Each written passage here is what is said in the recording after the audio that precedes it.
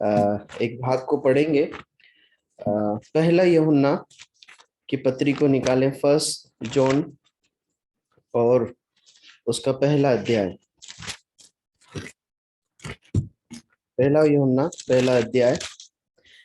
हम अभी तक अपने शुक्रवार की बाइबल सभा में बाइबल अध्ययन में पतरस की पत्री से अध्ययन करते आए थे और हमने पहला पतरस और दूसरा पतरस की पत्री को अध्ययन करके समाप्त किया। और आज से हम पहला यूहन्ना की पत्री का अध्ययन आरंभ करेंगे और प्रभु ने चाहा, प्रभु जैसे अगुवाई करे और हमें सिखाए, हम आगे इसे जारी रखेंगे। तो जल्दी से हम पहला यूहन्ना की पत्री निकाले और उसके पहले अध्याय को हम पढ़ लेंगे। जिसे मिले पढ़ने में मदद करे, बारी बारी से पढ़ सकते हैं। उस जीवन के वचन के विषय में आदि से था, जिसे हमने सुना और जिसे अपनी आंखों से देखा, वरन जिसे हमने ध्यान से देखा और हाथों से छुआ। यह जीवन प्रकट हुआ और हमने उसे देखा और उसकी गवाही देते हैं और तुम्हें उस अनंत जीवन का समाचार देते हैं जो पिता के साथ था और हम पर प्रकट हुआ। जो कुछ हमने देखा और सुना है उसका समाचार तुम्हें भी देते हैं, इसलिए कि तुम भी हमारे साथ सहभागी हो और हमारी यह सहभागिता पिता के साथ और उसके पुत्र यीशु मसीह के साथ है। और ये बातें हम इसलिए लिखते हैं कि हमारा आनंद पूरा हो जाए। जो समाचार हमने उससे सुना और तुम्हें सुनाते हैं वह यह है कि परमेश्वर ज्योति है और उसमें कुछ भी अंधकार नहीं। यदि हम कहें कि उसके साथ हमारी सहभागिता है और फिर अंधकार में चले तो हम झूठे हैं और सत्य पर नहीं चलते। पर यदि जैसा वह ज्योति में है वैसे ही हम भी ज्योति में चले तो एक दूसरे से सहभागिता रखते हैं और उसके पुत्र यीशु का लहू हमें सब पापों से शुद्ध करता है। यदि हम कहें कि हम में कुछ भी पाप नहीं तो अपने आप को धोखा देते हैं और हम में सत्य नहीं। यदि हम अपने पापों को मान ले तो वह हमारे पापों को क्षमा करने और हमें सब अधर्म से शुद्ध करने में विश्वास योग्य और धर्मी है। यदि हम हाँ जी पढ़िए। यदि हम कहें कि हमने पाप नहीं किया तो उसे झूठा ठहराते हैं और उसका वचन हम में नहीं है। परमेश्वर अपने वचन के पढ़े और सुने जाने पर बहुतायत से आशीष दे और इस पर मनन करने के लिए हमारी सहायता करे। जैसा कि हम जानते हैं कि इसे पहला यूहन्ना की पत्री कहा जाता है। इस नाम से ये पत्र है। नाम से भी स्पष्ट है कि ये पत्रिका लिखने वाला कौन है? यूहन्ना है ना। यूहन्ना ने कुल कितने पत्र या पुस्तकें सब मिलाएं तो कितनी पुस्तकें लिखी है, बता सकते हैं? यूहन्ना का सुसमाचार और पहला यूहन्ना, दूसरा यूहन्ना, तीसरा यूहन्ना और प्रकाशित वाक्य। हम 4 पुस्तकों को लिखते हुए यूहन्ना को देखते हैं, जिसमें 2 एक सुसमाचार है, एक प्रकाशित वाक्य की पुस्तक है और 3 पत्रियां हैं। यूहन्ना के विषय में कुछ खास बातें परमेश्वर का वचन बताता है। इसे परमेश्वर के मतलब प्रभु यीशु मसीह के बहुत प्रिय चेले में से एक चेले के रूप में कहा गया है ना। इस यूहन्ना के लिए मुख्य रूप से ऐसा लिखा गया है कि वो चेला जो प्रभु यीशु मसीह का प्रिय चेला था, है ना। और बहुत एक कोमल, शांत और मृदु स्वभाव के रूप में उसके चरित्र को बाइबल में दिखाया गया। लेकिन आपको ध्यान है, यूहन्ना के विषय में एक और बात लिखी गई, इसके विपरीत। हाँ, उसे गर्जन के पुत्र के रूप में भी कहा गया, उस नाम से भी उसे संबोधित किया गया। लेकिन अगर आप बाइबल में ढूंढेंगे ना तो इस प्रकार का कहीं पर भी उसको बिहेव करते या चरित्र को हम नहीं देखते। मतलब ऐसा समझ में आता है कि एक व्यक्ति जो पहले बहुत जल्दी क्रोध करने वाला या जिसे गर्जन गर्जन से भरा हुआ एक व्यक्ति कहा जाए, ऐसे स्वभाव का था, लेकिन प्रभु यीशु मसीह के साथ आने के बाद उसका जीवन पूरी रीति से बदल गया। एक ऐसे व्यक्ति के रूप में हम यूहन्ना को देखते हैं। देखिए, परमेश्वर के वचन में ना, जब किसी भी प्रभु के दास के चरित्र का हम अध्ययन करते हैं ना, तो वो हमारे लिए बहुत एक अद्भुत सच्चाइयों को लेकर आता है या हमें बहुत रोमांचित करता है।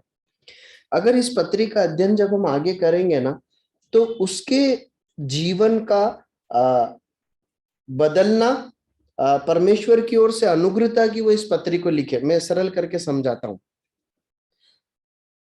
ये पत्री लिखने का मुख्य रूप से दो उद्देश्य है।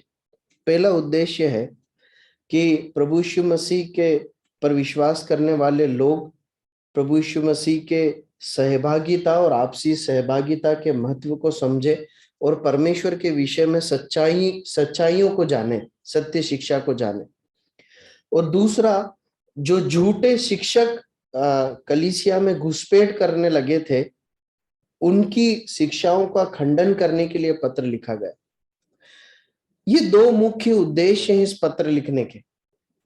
अब मैं आपको बता दूं कि ये जो झूठे शिक्षक हुआ करते थे ना, इनके जीवन में ज्ञान तो था, लेकिन ज्ञान के अनुसार जीवन परिवर्तन नहीं था।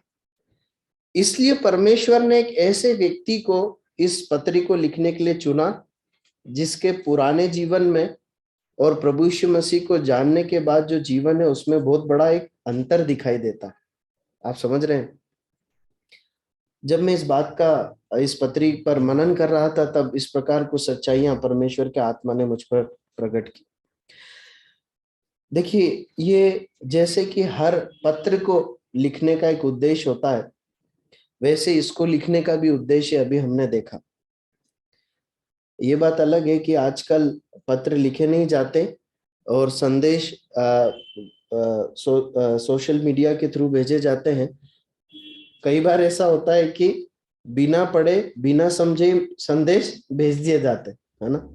ये बड़ी दुखद एक विडंबना है जो आज के समय में हो रही है, लेकिन ऐसा नहीं होना चाहिए, या वो जो है वो स्वभाव के विपरीत है। यहाँ पर कुछ उद्देश्यों के साथ ये पत्री लिखी गई है। अब देखिए, मुख्य रूप से जिन बातों को यूहन्ना इस पत्री में संबोधित करता है या एड्रेस करता है, वो इस प्रकार से है। मुख्य रूप से जो गलत शिक्षाएं या झूठे शिक्षक जो कलीसिया में घुसपैठ करने की कोशिश कर रहे थे, उनकी कुछ खास झूठी शिक्षाएं हैं जिसे इस पत्री में एड्रेस किया गया, या उन सच्चाइयों को ध्यान में रखते हुए विश्वासियों को लिखा गया। पहली बात है गुण ज्ञानवाद। गुण ज्ञानवाद मुझे नहीं मालूम, एक्चुअली मैंने उसे पढ़ा नहीं। इंग्लिश में इसके लिए कोई शब्द है क्या?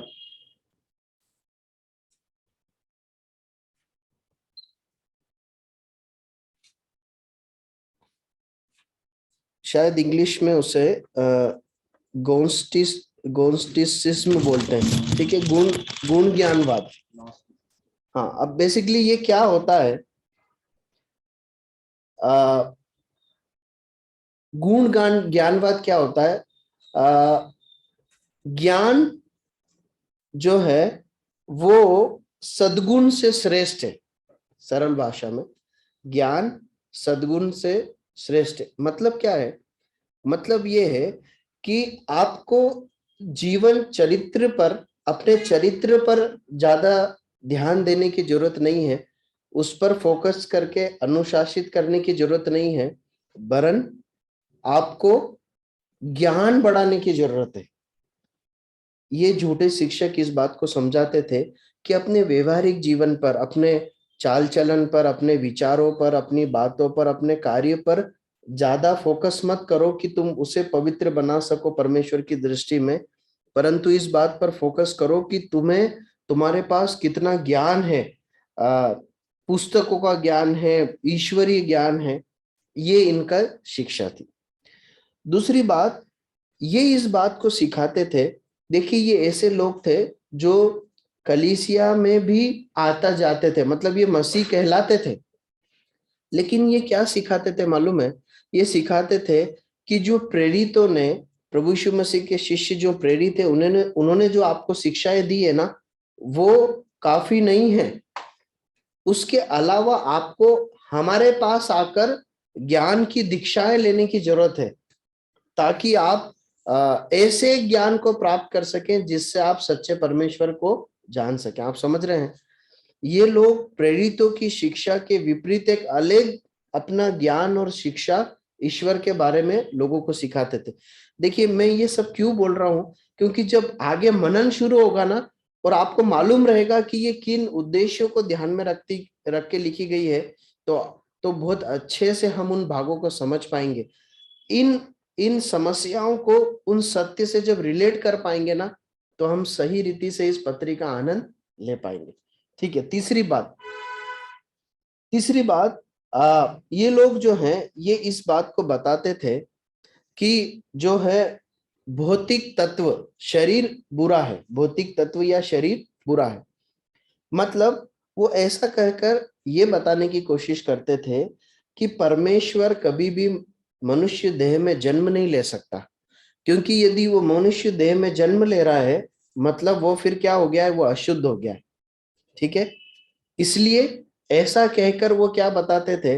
वो ये बताते थे कि जो यीशु मसीह जो है ना, प्रभु यीशु जो है, वो परमेश्वर नहीं है। मतलब परमेश्वर नहीं है जो देह धारण होकर मसीह बनकर जन्मा। आप समझ रहे हैं? इसके विपरीत वो ऐसा बोलते थे कि यीशु है, लेकिन वो एक साधारण मनुष्य है। जब वो पैदा हुए, जब बड़े हुए, तो कुछ समय के लिए परमेश्वर का, मसीह का आत्मा उनमें आया, कुछ समय तक वो उनके अंदर रहा, और इससे पहले कि वो मरे, वो उनको छोड़कर चले गए। आप समझ रहे हैं? ये बहुत एक गंभीर झूठी शिक्षा है जो उस समय ये मसीह विरोधी लोग सिखा रहे थे। चौथी बात, वो इस बात को नकारते थे कि जो है परमेश्वर देह में लेकर रहकर मर सकता है या अपने बलिदान को दे सकता है। तो वो इस बात को भी नकारते थे कि प्रभु यीशु मसीह का पुनरुत्थान हुआ है, मसीह का पुनरुत्थान हुआ है। आप समझ रहे? इस बात को वो नकारते थे। यीशु मसीह मरा, इस बात को स्वीकारते थे, पर यीशु मरा इस बात को स्वीकारते थे, पर यीशु मसीहा होकर मरा इस बात को वो नकारते थे। उसके बाद वो इस बात को सिखाते थे, छठी बात, कि जो है इसलिए कि शरीर में एक व्यक्ति पवित्र नहीं रह सकता, और शरीर में हर व्यक्ति पापी है, और इसलिए कि हर व्यक्ति पापी है, परमेश्वर सृष्टिकर्ता नहीं है या परमेश्वर नहीं है, इस प्रकार से भी वो एक शिक्षा को प्रचार करते थे। मतलब परमेश्वर सृष्टिकर्ता है तो फिर मनुष्य इस प्रकार पाप में क्यों है, और मनुष्य अगर पाप में है तो फिर परमेश्वर मनुष्य देह में लेकर क्यों जन्मा है। इस प्रकार की कई घुमा फिरा के उलझी हुई बातें वो लोग कलीसिया में सिखाने की कोशिश करते थे या चुपके से सिखाते थे। तो ये है मुख्य कारण जिसके लिए यूहन्ना ने इस पत्री को लिखा है। अब यूहन्ना ने ये पत्री किसको लिखी है? किसी एक विशेष कलीसिया को नहीं लिखी है, परंतु एक बड़े, मतलब एशिया माइनर में, एशिया क्षेत्र में जो लोग उस समय रह रहे थे, सभी मसीहों को संबोधित करते हुए लिखी गई। किसी एक कलीसिया को नहीं, परंतु सभी मसीहों को संबोधित करते हुए लिखी गई। देखिए, इससे पहले कि हम आगे बढ़े इस भाग में, मैं आपको बताना चाहता हूं कि बहुत ही गंभीर सच्चाइयों को बड़े सरल शब्दों में यूहन्ना ने यहाँ पर समझाया है। जब आप इस पत्री का अध्ययन करने जा रहे हैं ना, तो बहुत एक खूबसूरत और एक बहुत सरलता से समझ में आने वाली ये पत्री है, जबकि बहुत ही कठिन और जटिल गलत शिक्षाओं के विरुद्ध में सत्य को बताने के लिए लिखी गई। दूसरी बात, कई ऐसी गहन सच्चाइयों को ये बताती है, परंतु बहुत सरल है। मैं आपको एक बात बताऊं, कई बार ऐसा सुनने में आता है कि वो बहुत ज्ञान की बहुत उनका संदेश बहुत ज्ञान भरा है या होता है, लेकिन जब उनके वचनों को सुना जाए, मतलब किसी एक मतलब एक आम बात में बोल रहा हूं, लेकिन जब ऐसे वचनों को सुना जाए तो कई बार समझने में कठिन और अस्पष्ट पाए जाते हैं। लेकिन यूहन्ना की पत्री को जब हम पढ़ते हैं ना, तो बहुत सरल शब्दों में उसने लिखा है इसे, जिसे हर एक विश्वासी समझ सकता है। प्रभु सहायता करे। एक ऐसा व्यक्ति इस पत्री को लिखने जा रहा है जिसने प्रभु यीशु मसीह के साथ बहुत निकटता में समय बिताया और प्रभु यीशु मसीह का प्रिय था, जिसका जीवन प्रभु यीशु मसीह के हाथों से बदला था। प्रियो, एक और बात बताकर हम पहली आयत से पढ़ना शुरू करेंगे। जब हम प्रभु यीशु मसीह के पास आते हैं ना, यदि हम कहते हैं हम प्रभु यीशु मसीह के शिष्य हैं और हमारे जीवन को बदले जाने के लिए देने के लिए हम तैयार हैं, या हमारा जीवन बदल रहा है, तो मैं आपको बताना चाहता हूं प्रभु यीशु मसीह के चेलों के जीवन के अनुभव से कि परमेश्वर ऐसे जीवन को या ऐसे एक शिष्य को अपनी सेवा में अधिकाई से उपयोग में लेते हैं। यूहन्ना का जीवन हमें ऐसा बताता है। ठीक है, हम पहली आयत से मनन करना शुरू करेंगे। पढ़िए, पहली आयत पढ़ने में कोई मदद करें। उन सच्चाइयों को ध्यान में रखना है हमेशा, जब तक हम पत्री का अध्ययन करेंगे। ठीक है, पहली आयत पढ़िए। उस जीवन के वचन के विषय में जो आदि से था, जिसे हमने सुना और जिसे अपनी आंखों से देखा, वरन जिसे हमने ध्यान से देखा और हाथों से छुआ। अब देखिए,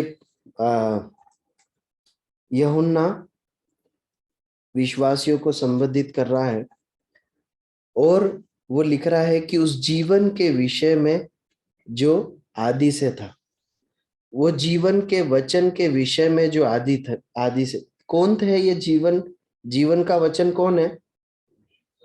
प्रभु यीशु मसीह। अब पहली सच्चाई वो विश्वासियों पर प्रकट कर रहा है, उस जीवन के विषय में जो आदि से था। मतलब प्रभु यीशु मसीह कौन है?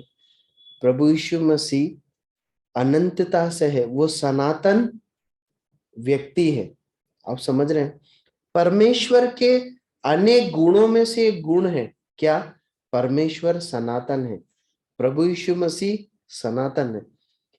ऐसा नहीं है कि प्रभु यीशु मसीह एक समय प्रकट हुए, नहीं, परंतु यूहन्ना इस बात को बताना चाह रहा है कि प्रभु यीशु मसीह अनादि काल से है, अनंत काल से है, वो सनातन है, अर्थात वो परमेश्वर है। दूसरी बात, जिसे हमने सुना, जिसे हमने आंखों से देखा, वरन जिसे हमने ध्यान से देखा और हाथों से छुआ, यह जीवन प्रकट हुआ। दूसरी आयत, और हमने उसे देखा और उसकी गवाही देते। दूसरी सच्चाई जो यूहन्ना यहाँ पर प्रकट कर रहा है वो क्या है?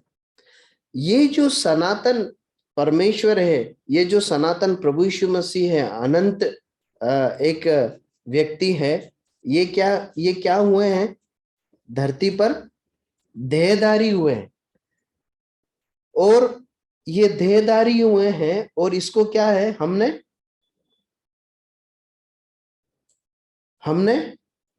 हमने देखा है, हमने छुआ भी है, हमने ध्यान से देखा है। आखिरी में ऐसा लिखा है, जो पिता के साथ था और हम पर प्रकट हुआ है। देखिए, यूहन्ना इस सच्चाई को यहाँ पर प्रकट कर रहा है कि झूठे शिक्षकों के खिलाफ विश्वासियों को सच्चाई को प्रकट कर रहा है। वो झूठे शिक्षकों को संबोधित नहीं कर रहा है, उन्हें टारगेट नहीं कर रहा है, परंतु विश्वासियों को ध्यान में रखते हुए परमेश्वर की सच्चाई को बता रहा है।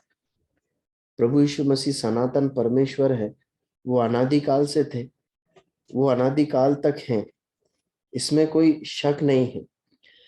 और यही प्रभु यीशु मसीह परमेश्वर है, जितना ये सच है उतना ये भी सच है कि वो देह धारण कर इस धरती पर जन्मे हैं। और उसकी गवाही क्या है, प्रमाण क्या है?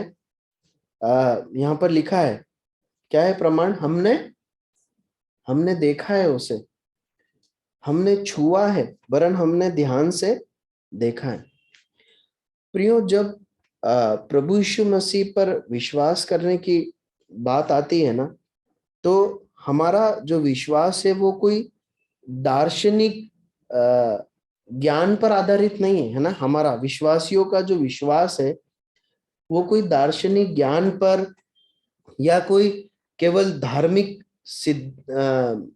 शिक्षाओं पर आधारित नहीं है, परंतु इस धरती पर कुछ लोग हुए हैं जिन्होंने प्रभु यीशु मसीह के साथ रहकर इस बात को प्रमाणित किया है हमारे लिए, क्या कि यस, ये व्यक्ति जो है वो सच में परमेश्वर का पुत्र है, पुत्र था, पुत्र है, परमेश्वर है, और ये सचमुच में मनुष्य बनकर जन्मा है। आपको मालूम है, जब आप गैर मसीही लोगों से बात करेंगे ना, और यदि उनके शिक्षाओं के बारे में आप कुछ आधार पूछेंगे, तो पता है वो क्या बोलते हैं कि हमारे विश्वास को या हमारे धर्म के लिए हमें किसी आधार की जरूरत नहीं है। आप समझ रहे हैं, ऐसा बोलते हैं लोग। लेकिन जब हम मसीही विश्वास की बात करते हैं ना, तो वहां पर ऐतिहासिक प्रमाण है, वो स्थान प्रमाण है, वहां के ऐतिहासिक लोग प्रमाण है, वहां के मनुष्य उस समय के हुए हैं जिन्होंने लिखकर प्रमाणित किया है। ठीक है, आगे बढ़ते हैं। तीसरी आयत पढ़ें, क्या लिखा है? जो कुछ हमने देखा और सुना है उसका समाचार तुम्हें भी देते हैं, इसलिए कि तुम भी हमारे साथ सहभागी हो, और हमारी ये सहभागिता पिता के साथ और उसके पुत्र यीशु मसीह के साथ है। देखिए, दो बातें इस भाग में हम देखते हैं। जो समाचार, जो कुछ हमने देखा और सुना है उसका समाचार तुम्हें भी देते हैं। देखिए, एक बहुत महत्वपूर्ण सबक हम सभी के लिए है। जो कुछ इन्होंने देखा और सुना था ना, वो अपने तक सीमित नहीं रखा। इन पर जो भेद प्रकट हुआ परमेश्वर के द्वारा, वो इन्होंने अपने तक नहीं रखा, परंतु लोगों में, वरन पूरी दुनिया में बांट दिया। इसलिए कि इन्होंने बड़ी विश्वास योग्यता के साथ ये काम किया। ये सुसमाचार कहां तक पहुंचा? हम तक पहुंचा। आज जो वचन हम मनन कर रहे हैं, आपस में एक दूसरे को बांट रहे हैं, यहाँ पर जिन सच्चाई को सीख रहे हैं, उसकी बुनियाद कहाँ रखी गई? सालों पहले इन लोगों के द्वारा रखी गई। इन प्रभु यीशु मसीह के शिष्यों ने, प्रेरितों ने इन भेदों को हमारे लिए यहाँ पर लिख के दिया, प्रकट किया, ताकि आज हम इन सच्चाइयों को जाने, मनन करें और हमारा विश्वास मजबूत हो और हम झूठे शिक्षकों से सावधान रह सके। प्रियो, एक बहुत व्यवहारिक एप्लीकेशन ये है कि जो कुछ भी सच्चाई हमें मालूम है ना, हमें लोगों को बताना है, हमें एक दूसरे को बताना है। हम जहां पर भी परमेश्वर हमने हमें रखा है, नौकरी में, कॉलेज में या कहीं पर भी, जब भी मौका मिले, जो सच्चाई हमने जानी है वो लोगों तक पहुंचाना है। प्रभु सहायता करे। उसके बाद दूसरी बात हम देखते हैं, यहाँ पर यूहन्ना जो है वो सहभागिता के बारे में कुछ लिखता है। वो इस प्रकार लिखता है, इसलिए कि तुम भी जो कुछ हमने देखा, तीसरी आयत, और सुना है उसका समाचार तुम्हें भी देते हैं, इसलिए कि तुम भी हमारे साथ सहभागी हो, और हमारी ये सहभागिता पिता के साथ और उसके पुत्र यीशु मसीह के साथ है। देखिए, यहाँ पर एक मसीही लोगों में, विश्वासियों में जो सहभागिता है ना, उसको यूहन्ना बताते हैं। वो इस प्रकार बताते हैं कि एक विश्वासी के साथ दूसरे विश्वासी की सहभागिता है, और जो सब विश्वासी हैं उन विश्वासियों की सहभागिता किसके साथ है? पिता के साथ है, और समान रूप से प्रभु यीशु मसीह के भी साथ है। मतलब जब मैं ये कह रहा हूं कि मैं विश्वासी हूं, मैं प्रभु यीशु मसीह का शिष्य हूं, मतलब बहुत ही स्वाभाविक रूप से मैं उन लोगों के साथ भी जुड़ा हुआ हूं जो प्रभु यीशु मसीह के शिष्य हैं, और बहुत ही स्वाभाविक रूप से मैं परमेश्वर पिता और प्रभु यीशु मसीह के शिष्य, प्रभु यीशु मसीह के साथ भी जुड़ा हुआ हूं। देखिए, झूठी शिक्षाओं के विपरीत उनके ऊपर ये सच्चाई एक प्रहार करती है, मालूम है? क्योंकि जो झूठी शिक्षाओं के संगठन है ना, उनका जो विश्वास है वो इस प्रकार की सहभागिता को नहीं दिखाता, ना वो आपस में इस प्रकार की सहभागिता को दिखाता है, नहीं वो अपने स्वयं की सहभागिता को परमेश्वर और प्रभु यीशु मसीह के साथ समान रूप से दिखाता है। देखिए यहाँ पर है ना, एक विश्वास की मतलब एक विश्वासी की सहभागिता को किस रीति से दिखाया गया, थोड़ा सरल करके समझते हैं। वो ऐसा बताता है कि हमारी ये सहभागिता पिता के साथ और उसके पुत्र यीशु मसीह के साथ है।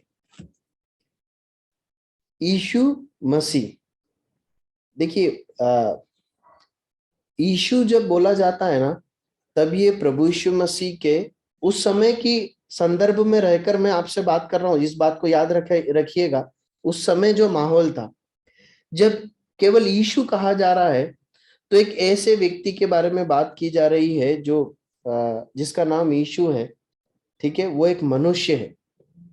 लेकिन जब यीशु मसीह कहा जा रहा है, मतलब ऐसे व्यक्ति के बारे में बात की जा रही है जो परमेश्वर द्वारा मसीहा बनकर जन्मा। आप समझ रहे हैं? जो झूठे शिक्षक थे ना, वो इस बात का विरोध करते थे, यीशु है परंतु यीशु मसीहा नहीं है।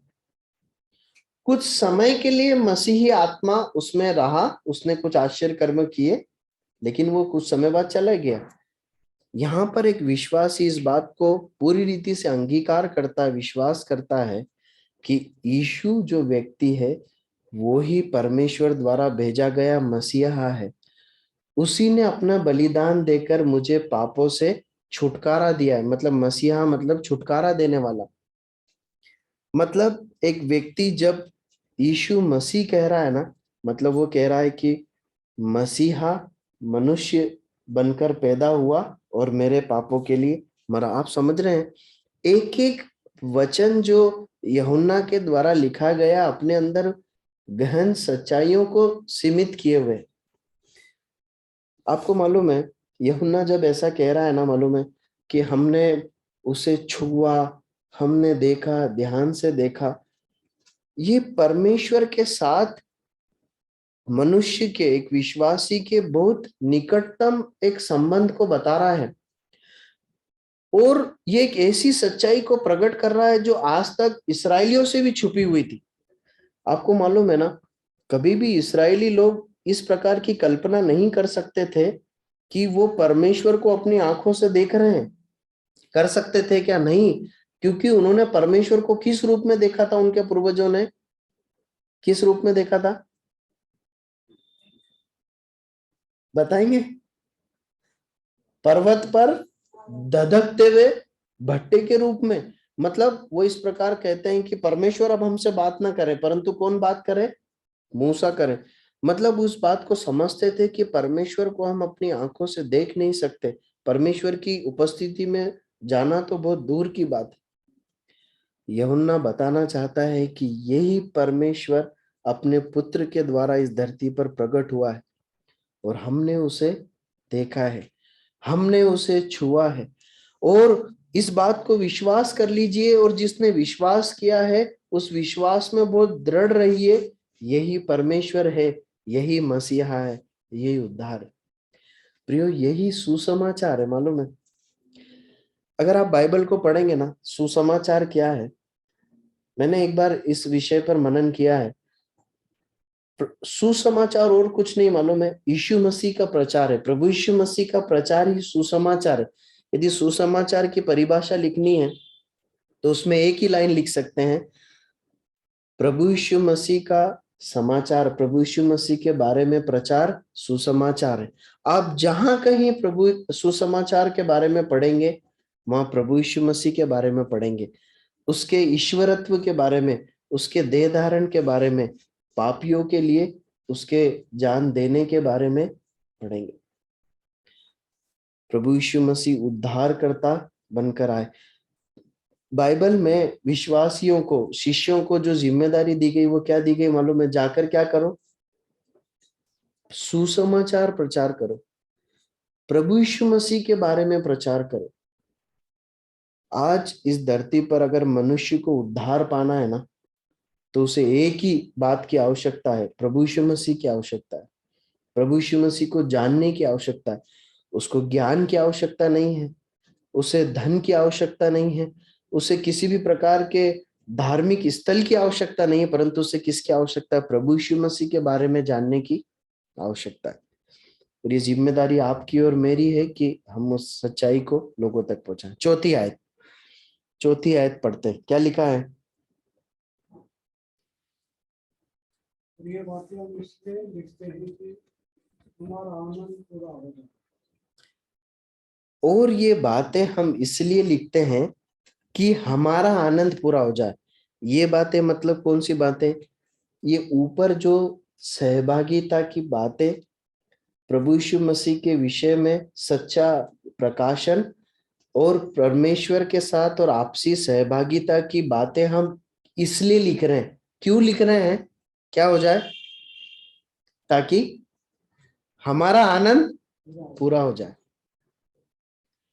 देखिए, ये दुनिया का जो भौतिकवाद है ना, ये दुनिया का भौतिकवाद, इस दुनिया में मिलने वाला मनोरंजन, ज्ञान और उच्च शिक्षा या उच्च पद मनुष्य को सच्चा आनंद नहीं दे सकता। कुछ समय का तत्कालिक सुख दे सकता है, मनोरंजन कर सकता है, परंतु उसे उसका पूरा आनंद नहीं दे सकता जो उसे हृदय की शांति देता है। एक व्यक्ति को अपने जीवन में सच्चा आनंद पाना है ना, जिससे उसकी आत्मा तृप्त हो जाए, तो उसे क्या जरूरी है मालूम है? उसकी सहभागिता होना जरूरी। किसके साथ मालूम है? परमेश्वर के साथ होना जरूरी। ऊपर यूहन्ना सहभागिता के बारे में समझा रहा है, और वो कहता है इसलिए समझा रहा हूं ताकि आपका आनंद पूरा हो जाए। ये दो प्रकार से एप्लीकेबल होता है। एक विश्वासी पता है अपने जीवन में सच्चे आनंद के साथ मसीह जीवन कब जी सकता है मालूम है? जब वो प्रभु यीशु मसीह के साथ सहभागिता में जी रहा हो। एक मसीही विश्वासी जो प्रभु यीशु मसीह से दूर होकर पाप के साथ समझौता कर कर अपने मन की इच्छाओं लालसाओं के अनुसार जीवन जीकर, या फिर अपने विचारों में, अपनी आंखों से या अपने व्यवहार से असंयमी होकर जी रहा है ना, कभी भी वो सच्चे आनंद और सुख को अपने जीवन में अनुभव नहीं कर सकता। हो सकता है कि उसके पास बहुत इंटरटेनमेंट हो, परंतु एक ईश्वरीय आनंद और शांति और सुख उसके पास कभी नहीं होगा। वो सुख पाने के लिए क्या जरूरी है मालूम है? प्रभु यीशु मसीह की सहभागिता में बने रहना। और मैं निश्चय ये कह सकता हूं, अगर प्रभु यीशु मसीह के शिष्य होकर आपने अपना जीवन जिया है ना, तो अपने उन दुख के और व्याकुलता के समय को याद कीजिए। अगर आप ढूंढेंगे ना तो पाएंगे कि परेशानियों के समय तो अनेक रहे, पर मैं बहुत ज्यादा उदास, निराश और व्याकुलता में तब जिया जब उन परेशानियों में मैं प्रभु यीशु मसीह की सहभागिता में नहीं था, परंतु मैं बहुत ही शारीरिक और अनात्मिक होकर लापरवाही से जीवन जी रहा था। बहुत जरूरी है कि हम अपने प्रतिदिन के जीवन में इस बात के लिए संवेदनशील रहे कि मैं प्रभु यीशु मसीह के साथ सहभागिता में जुड़ा हूं या नहीं जुड़ा हूं। और देखिए, जो व्यक्ति अपने परमेश्वर के साथ सहभागिता में जुड़ा रहेगा ना, मैं आपको बता दूं कि वो अपने सहविश्वासियों के साथ भी बहुत सहभागिता में जुड़ा रहेगा। उनकी सहभागिता में आनंद महसूस करेगा, उसको कलीसियाई सभाओं में आने में आनंद मिलेगा, उसको स्वाद मिलेगा। चाहे वो बीमार हो, थका हो, वो इंजॉय करेगा परमेश्वर के वचन को सुनने में, विश्वासी भाई बहनों से मिलने में। और एक व्यक्ति जो अपने गुप्त जीवन में परमेश्वर के साथ जुड़ा हुआ नहीं है ना, मैं आपको बता दूं, उसे कलीसियाई सभाओं में स्वाद नहीं आएगा, और विश्वासी लोगों से मिलने जुलने में, यदि वो उनके घर आए, उनसे फोन पर बात करें, या वो उनके घर जाएं फोन पर बात करें, वो आनंद को नहीं उठाएंगे। ये परमेश्वर के वचन की सच्चाई है जो मैं आपको बता रहा हूं। उसके विपरीत संसार में अगर देखा जाए तो बहुत जरूरी है कि सच्चा आनंद यदि आपको पाना है, शांति आराम पाना है, प्रभु यीशु मसीह को जानना बहुत जरूरी है। मैं कुछ जरूरी है सावधानी बरतना, इसलिए मैं नाम नहीं ले रहा, लेकिन मेरे परिचित अनेक लोगों में से एक ऐसे व्यक्ति को मैं जानता हूं, मतलब मेरी काफी घनिष्ठता, मैं आप लोगों की बात नहीं कर रहा हूं, मैं बाहर समाज की बात कर रहा हूं। उसके पास मेरा मित्र है, वो, उसके पास बहुत ज्ञान है, बहुत बहुत पैसा है, और अनेक धर्म शास्त्रों को उसने पढ़ा है, और जैसे एक वैज्ञानिक होता है, जैसे एक आईएएस ऑफिसर होता है, इस स्तर की उसने एक पढ़ाई की है और उसके पास ज्ञान है। लेकिन जैसे जैसे मैंने उस व्यक्ति को नजदीकी से जाना, तो मुझे पता चला, जब उन्होंने अपने जीवन के हिस्सों को मेरे सामने प्रकट किया, तो उन्होंने बताया कि वो अंदर से बहुत दुखी, निराश, हताश एक व्यक्ति, और कई बार कई रातों तक वो सोते नहीं। मैं आश्चर्यचकित हो गया कि एक व्यक्ति इस अवस्था में हो सकता है जिसके पास बहुत पैसा है और बहुत ज्ञान है, समाज में बहुत इज्जत है। तब मुझे समझ में आया कि व्यक्ति को एक्चुअली उन चीजों की जरूरत नहीं होती, और वरन उसे परमेश्वर के सच्चे ज्ञान की आवश्यकता होती। एक बार बातों के दौरान वो मुझे मुझे इस मसीह धर्म के बारे में समझाने लगे, क्योंकि उन्होंने बहुत किताबें पढ़ी है उसके ऊपर, और उन्होंने कुछ ऐसी बातें की जिसका जवाब मेरे पास नहीं था। वो पता है, मैंने उनसे एक बात कही, मैंने बोला, भाई आपने मसीह धर्म को पढ़ा है, आपको यीशु मसीह को जानने की आवश्यकता है, आपने धर्म को जाना है, आपको एक व्यक्ति को जानने की आवश्यकता है। मैंने बोला हम उस व्यक्ति के बारे में बात करेंगे, क्योंकि मुझे कुछ आया नहीं कि मैं उन्हें क्या जवाब दूं। प्रियो, यही सच्चाई है। जब आप और मैं विश्वासी होकर जी रहे हैं ना, तो इस बात का घमंड मत कीजिए कि हम मसीह हैं, परंतु इस बात के लिए परिश्रम कीजिए कि हम प्रभु यीशु मसीह को बहुत निकटता से जान पाए और उसकी निकट सहभागिता में रह पाए, तभी हम प्रभु यीशु मसीह को प्रकट कर पाएंगे। देखिए, यहाँ पर एक व्यक्ति है जिसने देखा, ध्यान से देखा और सुना, इसलिए आज वो आपको इतनी सारी गहन सच्चाइयों को बता पाया, उन झूठी शिक्षाओं का खंडन कर पाया, और वो कर पाया इसलिए आज आपके पास शुद्ध रूप में सुसमाचार है। आप इस बात की महत्व को समझते हैं? अगर उस समय पर यूहन्ना, हजारों साल पहले यूहन्ना सफल नहीं होता इन सच्चे प्रकाश को बांटकर झूठी शिक्षाओं के खिलाफ, सफल नहीं होता, तो आज क्या ये शुद्ध सुसमाचार हमारे पास होता? नहीं होता। हम क्या प्रभु यीशु मसीह के बारे में इस प्रकार सच्चाइयों को जान पाते? नहीं जान पाते। क्या जरूरी है? जो सच्चाई हमने जाना है उसको ध्यान में रखना, मनन करना, और प्रभु यीशु मसीह की निकट सहभागिता में रहना। तब समय आने पर पता क्या होगा?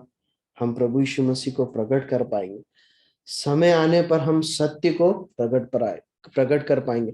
जब आप किसी से बात करेंगे ना, वो इतनी सारी ज्ञान की बातें आपसे कहेंगे, आपके पास कुछ जवाब नहीं होगा, लेकिन आपके पास सत्य वचन के 2 शब्द होंगे, और मैं आपको बता दूं परमेश्वर के वचन के आधार पर कि वो 2 शब्द जो सत्य वचन के है ना, वो उनकी पूरी ज्ञान की पुस्तक का खंडन कर देंगे।